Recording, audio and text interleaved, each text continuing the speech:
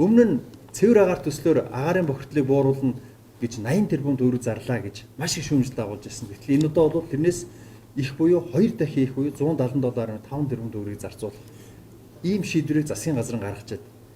Тэгэхээр энэ шийдвэр нь зүгээр засаг дээр нь ийм шийдвэр гараад иргэдийн хурал нь гараа өргөө батлаа явж болохгүй. Монгол улс чинь хуультай.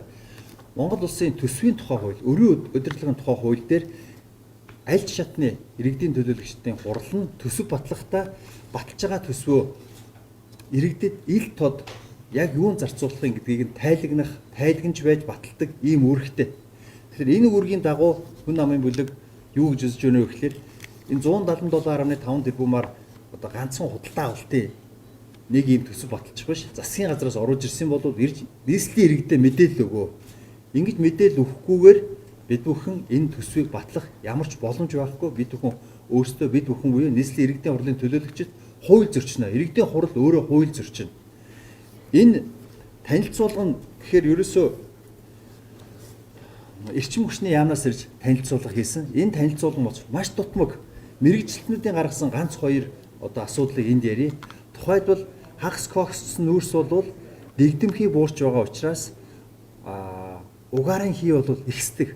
За тэгэхээр энэ туршилтыг яг иргэдэд яаж нөлөөлөх вэ гэдэг туршилтыг лабораторийн төвшөлд хийсэн байна.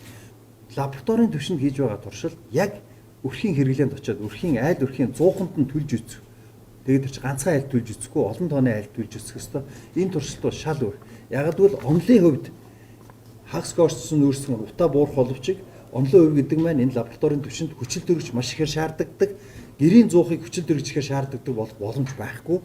Тэгэхээр энэ нөхцөлд яг масс хэрэглээнд оруулахад хэдийн хэмжээгээр утаа багасхыг хөхрлөх хийн яахын гэдэг тал дээр туршилт айл өрхийн хэмжээнд хийгдэггүй байх жишээтэй.